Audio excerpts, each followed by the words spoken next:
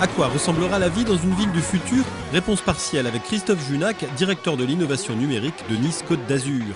Nous sommes à la mairie de Nice et nous allons faire, je vous ai faire une visite un petit peu particulière puisque nous allons découvrir des services sans contact dans la ville de Nice, qui sont répandus dans la ville de Nice.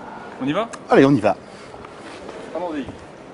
Première étape de notre parcours, un haut lieu de la culture classique sur la Côte d'Azur, dont la construction a été supervisée par l'architecte Charles Garnier. Et pour en savoir plus, un simple téléphone suffit.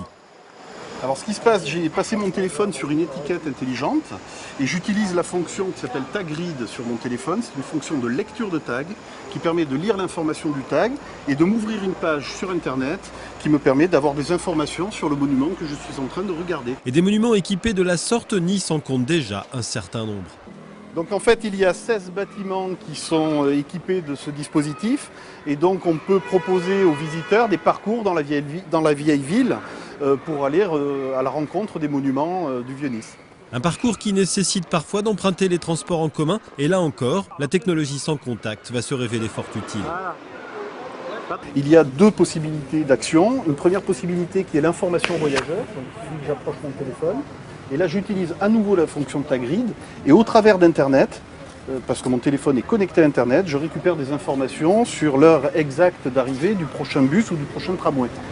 Un miracle rendu possible par le couplage de la géolocalisation, de l'Internet mobile et de la technologie NFC. Alors il y a une deuxième fonction disponible, c'est la fonction d'achat de titres. Alors celle-là, je peux la faire n'importe où de chez moi ou à mon bureau, je peux acheter un titre sur mon téléphone ou approcher à l'arrêt de tram, approcher mon téléphone du tag achat de titres.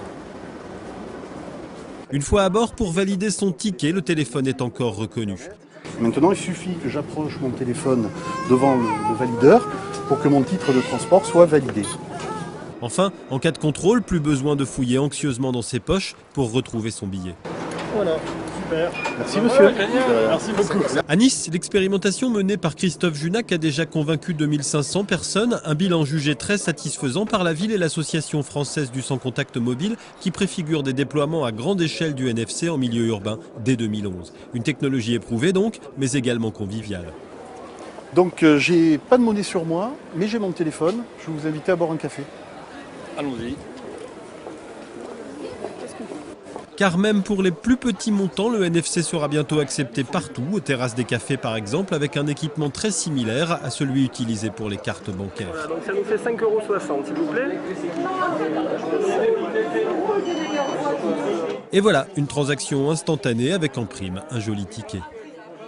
Nous avons affaire à une techno qui permet de diffuser de l'information différemment. C'est de l'information localisée puisqu'elle est contextuelle, puisqu'on s'en sert là où on en a besoin. Nous avons un nouveau média, c'est le tag lui-même qu'il va falloir gérer dans la ville ou aux endroits où on les diffuse. Donc il va falloir que le système d'information s'adapte pour à la fois pouvoir diffuser l'information, mais en même temps gérer les tags.